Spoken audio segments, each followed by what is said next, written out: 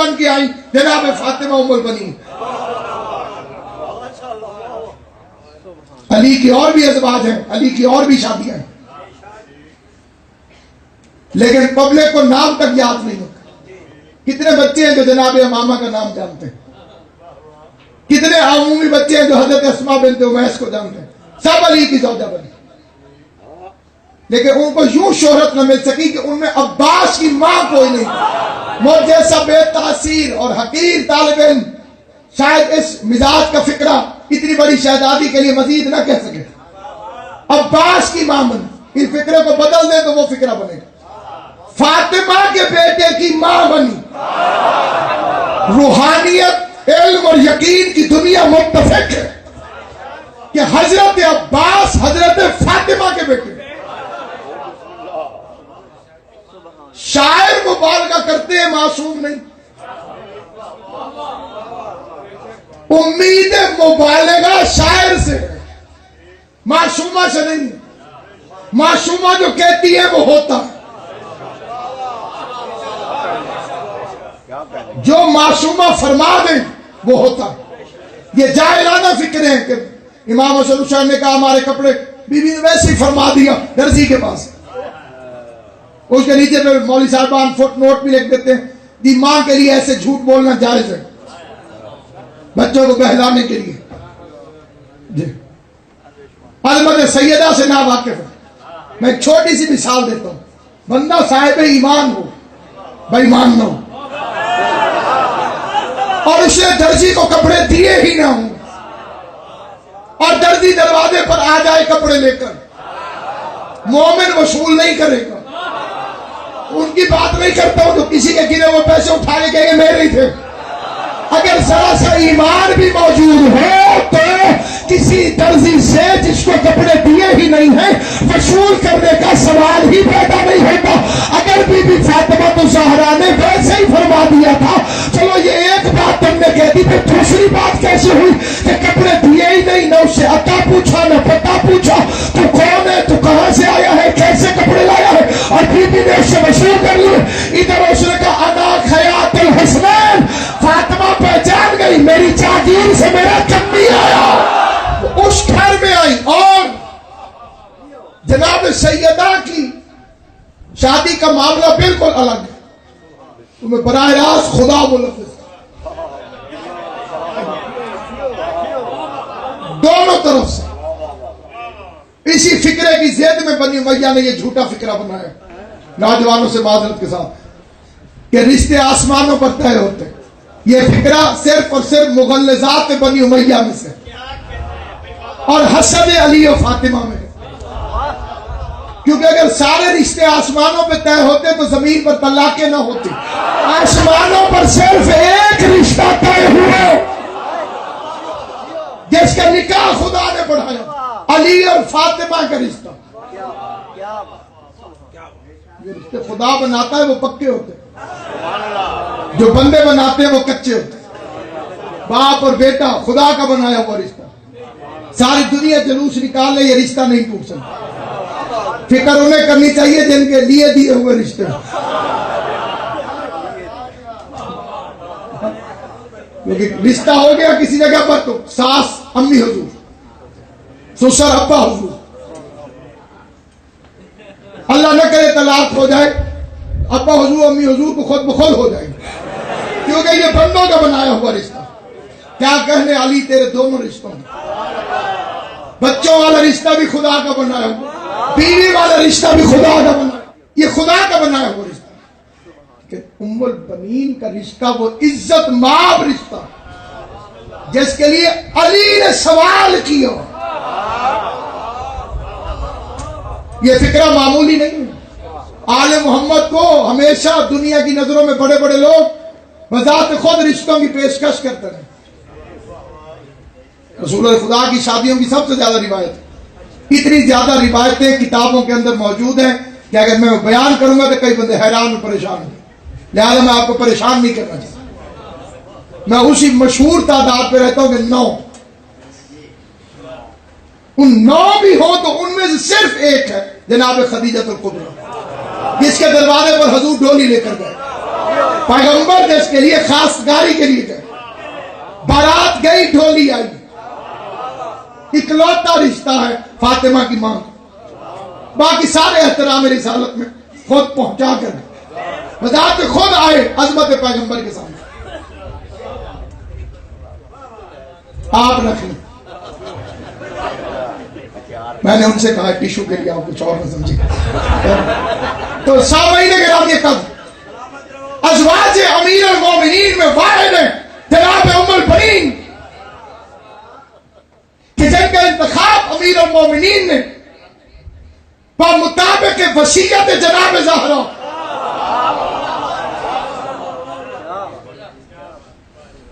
और मशवरा जनाब अकील, उसके लिए मैं एक फिक्रा इस मजलिस अज़ा में 2 साल पहले भी मैंने अर्ज किया और फिर अर्ज करता हूं वो फिक्र कि अकील से पूछने की जरूरत नहीं थी। यह जाहिलों का जवाब है कि अकील बड़े माहिर थे, बड़े माहिर होंगे, इमाम नहीं थे। अगर कोई ये दलील दे कि अकील माहिर है, इल्मुल इंसाफ थे, उन्हें हसब नसब का बहुत ज्यादा पता था अरब के अंदर, कुछ भी हो इमाम नहीं।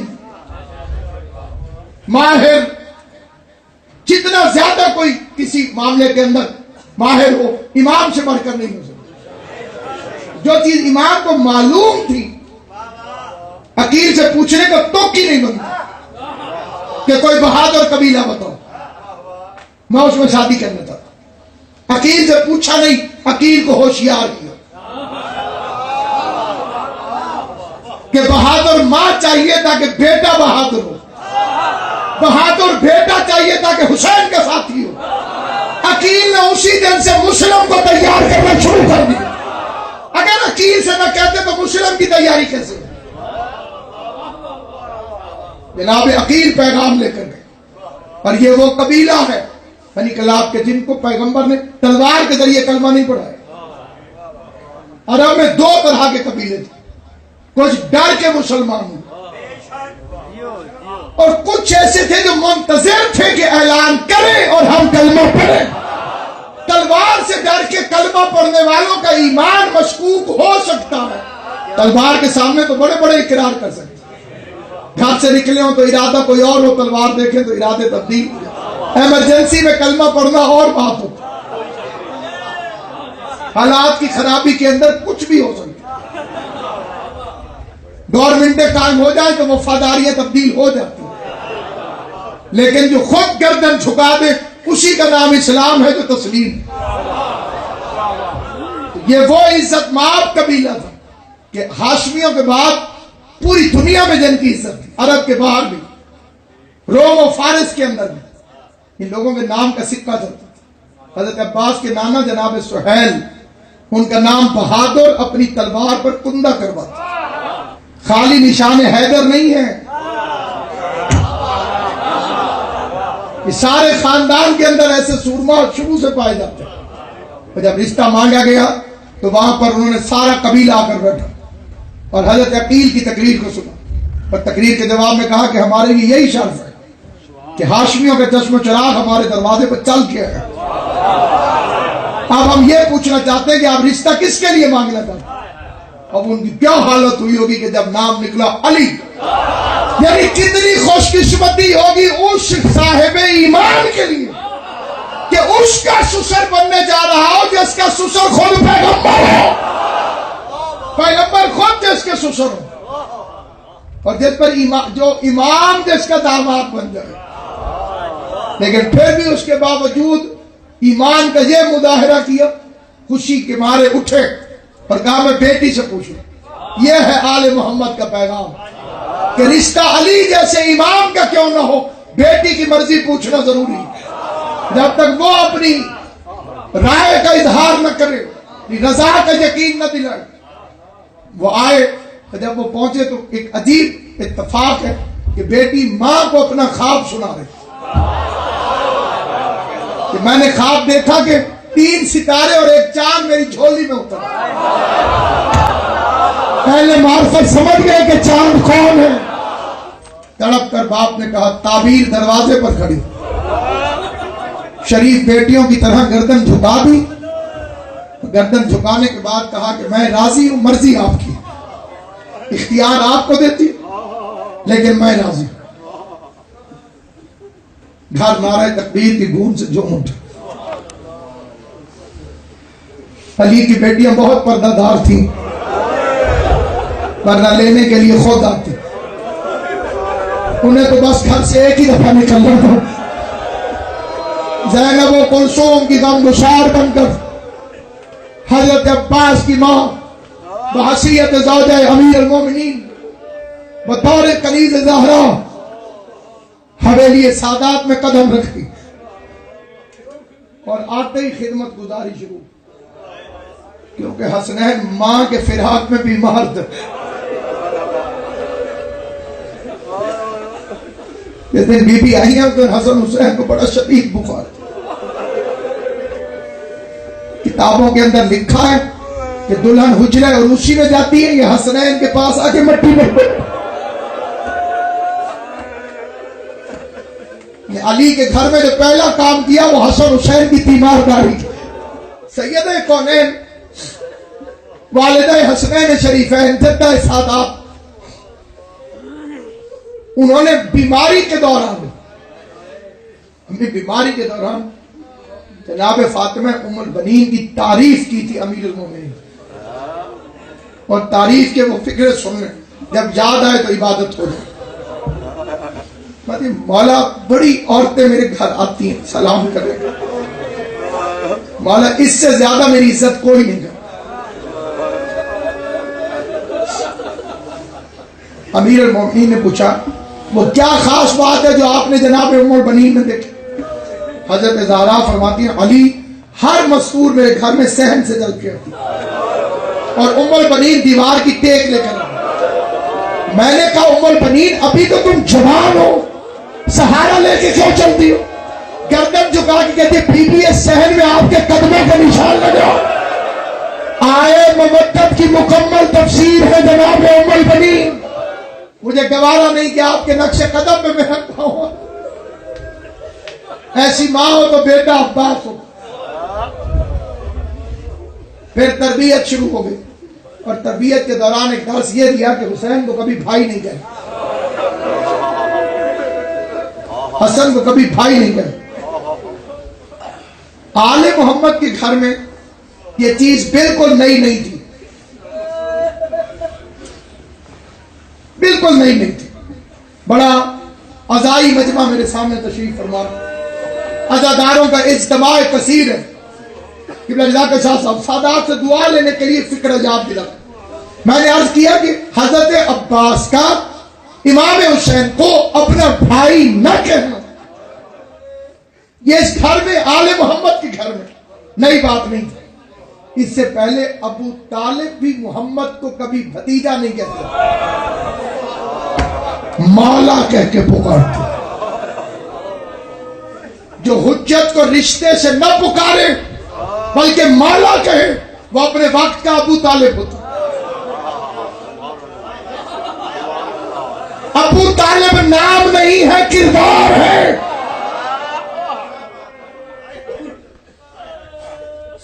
اور اس کردار کی پہلی نشانی ہے کہ وہ حجت کو رشتے سے نہیں پکارے.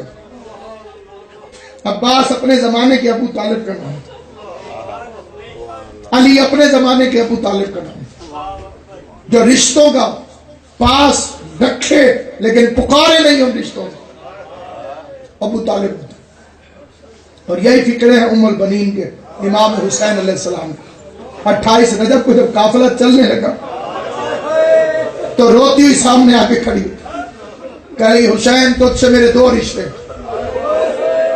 شریعت کے رشتے میں تو میرا امام ہے اور یہ رشتہ ہر رشتے سے مقدم, دنیا کے رشتے سے تو میرا بیٹا ہے. میں منت کرتی ہوں جہاں دل چاہے چلے جائے, عراق نہ جائے. کہ اماں عراق کیوں نہ جاؤں؟ رو کے کہتی ہے تیرا بابا علی آخری رمضان میں زخمی سر پہ ہاتھ رکھ کے کہتا تھا ہائے عراق.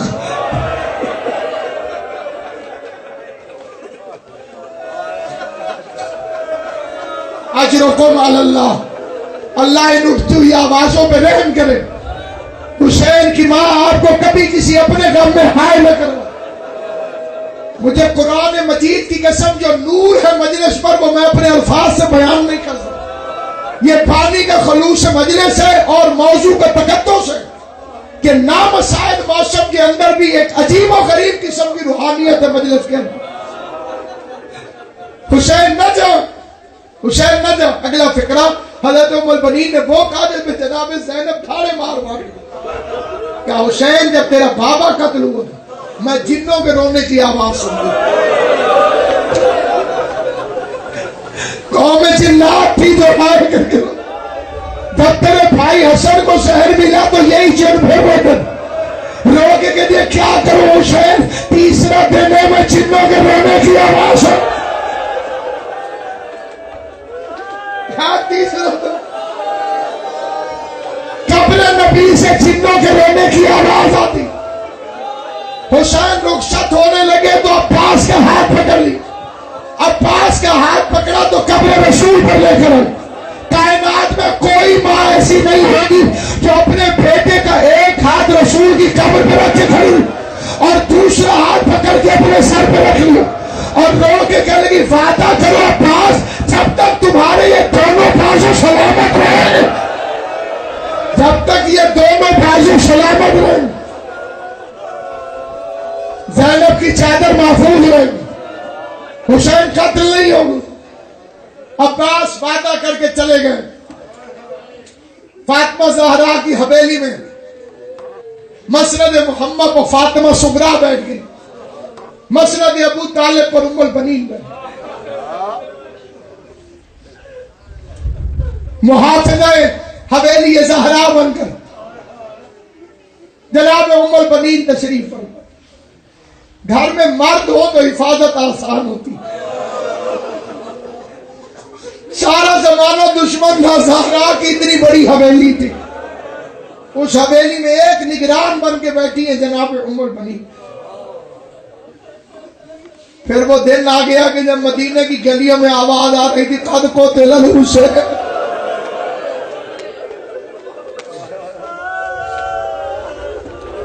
لوگ حسین قتل ہو گئے. پورا مدینہ گھروں سے روتا ہوا نکلا ہے لیکن جیسے رنگ میں ام البنین نکلی. بشیر کہتا ہے میں شعر کہنا بھول گیا، میرے دل کی دھڑکن تیز ہو گئی. ایک دراز قد بی بی عصا کی ٹیک سے قبر نبی پر آئی اور اس نے جلالت مآب لہجے سے پوچھا کس نے اعلان کیا؟ بشیر کہتے ہیں قریب تھا کہ میری جان نکل جاتی. میں نے گردن جھکا کے کہا بی بی میں نے کہا کہ تیرے پاس عراق کے قافلے کی کوئی اطلاع ہے؟ کہا بی بی پوچھو کیا پوچھنا چاہتی ہو؟ کہ بتا میرا بیٹا عباس واپس آیا ہے کہ نہیں؟ بشیر کہتے ہیں مدینے میں زلزلہ آ رہا تھا. میں نے رو کے کہا بی بی میں نے تو سنا تھا تجھے حسین زیادہ پیارا ہے، تو نے نہ حسین کا پوچھا نہ زینب کا پوچھا، اپنے بیٹے عباس کا پوچھا. اپنے محمد کی ٹیک لگا کے بیٹھ گئی. کہنے لگی کوئی کہتا ہے حسین مارا گیا، کوئی کہتا ہے زینب کی چادر چھڑ گئی. عباس کا اس لیے پوچھ رہی ہوں اگر میرا غازی سلامت ہوا اجرکم علی اللہ، اجرکم علی اللہ. بی بی زہرا آپ سے راضی ہوں. کنیز فاطمہ کے گھر میں رونے کا بی بی آپ کو آج رہتا.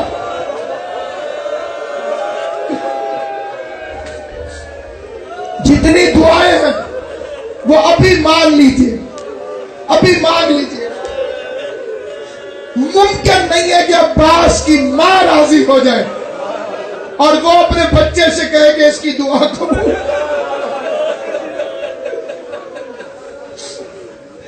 آخر میں دعا نہیں ہوگی. آخر میں ایک بیٹا آئے گا اپنی ماں کی مجلس میں. جنہیں معلوم ہے وہ سمجھ گئے، جنہیں نہیں سمجھ آئی انہیں بتا دوں عباس کا علم آئے گا. اور یہ تو میری قوم کے بچے کو پتا ہے کہ غازی کی حاضری ہوتی ہے. اور حاضری کا مطلب یہ ہے کہ جب کوئی حاضر ہو جائے. اور میں نے دنیا میں دیکھا ہے کہ اگر خدا نہ خواستہ کسی کی माँ मर जाए पहले लोग सिर्फ गमगीन हो, जब बेटा नजर आए तो लोग ऊंची आवाज में रोना शुरू कर, ताकि इसे मालूम हो कि तेरी वालिदा का हमें गम है। अजरुकुम अल्लाह, अजरुकुम अल्लाह, जाअलकुमुल्लाह मिनल बाकी। अल्लाह मेरे तुम्हारे शुमार में नहीं लाने वाले। 1 या 1.5 मिनट की जहमत और कभी भी तेरा अब्बास मारा गया। बुजुर्ग जाकिरीन एक फिक्रा पढ़ते हैं, वो फिक्रा अपने मुकाम पर रोने के लिए एक अजीम सामान। हैरान होकर पूछती है कितनी बड़ी फौज थी जिसने मेरे अब्बास को कत्ल किया। बीबी लाखों की फौज थी। बुजुर्ग जाकिरीन फरमाते हैं बशीर की आवाज बीबी 9 लाख। अगला फिक्रा एहसास से ताल्लुक रखता, तड़प के कहती है शिकायत न कर। 9 लाख की जरूरत न थी मेरे गाजी को कत्ल।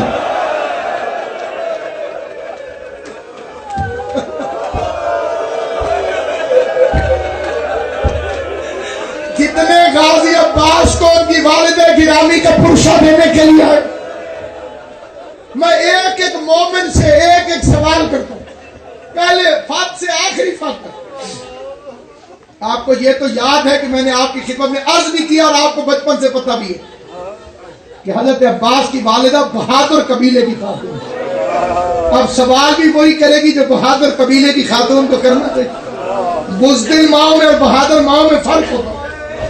कहेंगे अच्छा बशीर ये बता किस वार से मेरा गाजी घोड़े से गया।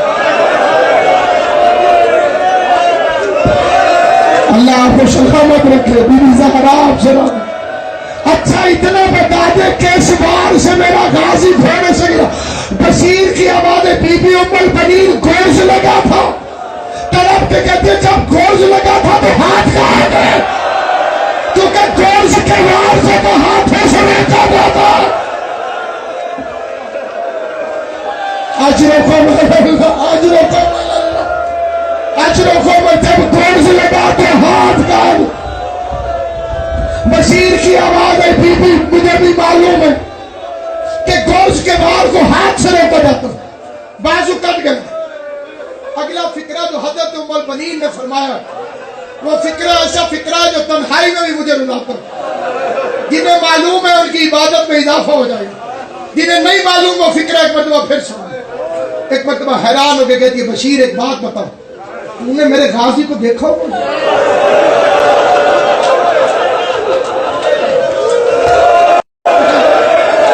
जनाब सैयदा बीबी ज़हरा बानी मजलिस की मेहनत को कबूल करें। जितने मोमिनीन और मोमिनात अब्बास की माँ की मजलिस में आए हैं, खुदा किसी को खाली वापस न भेज। तूने मेरे बच्चे अब्बास के कद को देखा हो? बशीर कहता हाँ बीबी मैंने तेरे बच्चे की जियारत की, बड़ा ऊंचा कद था तेरे अब्बास। अब अब्बास की माँ कहती है इंसाफ करके बताओ कद भी इतना ऊंचा हो, बैठा हुआ भी घोड़े पर हो, फिर अरब में कौन सी ऐसी माँ पैदा हो गई कि जिसके बेटे का इतना कद हो गया कि उसका कर्ज मेरे गाजी के सर तक पहुंच गया। अब मेरी तरफ देखिएगा जिसने मातम कर, अब आ गई बीबी सर ऊंचा नहीं था, बाजू कट गए तो मास्क दांतों में थी और सकीना की मास्क पर तीर न लगे। मास्क को अपने सीने के नीचे रखा, सर नीचे था, कर्ज लगा। अगला फिक्रा जब मैं कहूंगा ज़ियारत आएगी, और अगला फिक्रा कहा भी मैं उम्मुल बनीन।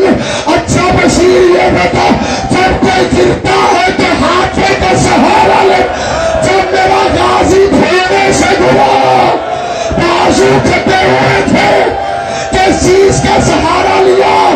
एक फिक्रा आखिर में कहता और हाथ जोड़ के कहता मैं तुम्हारे मजहब का छोटा सा इमाम हुसैन का साथी हूं, कभी भूल के भी न कहना कि उम्मुल बनीन की वफात हुई। मुझे बीबी फातिमा के जख्मी पहलू की कसम अब्बास की माँ की शहादत हुई। कत्ल किया गया, कब कत्ल किया गया? जब बकिया में बैठकर बैर करते थे हुसैन की कब्र बन गए।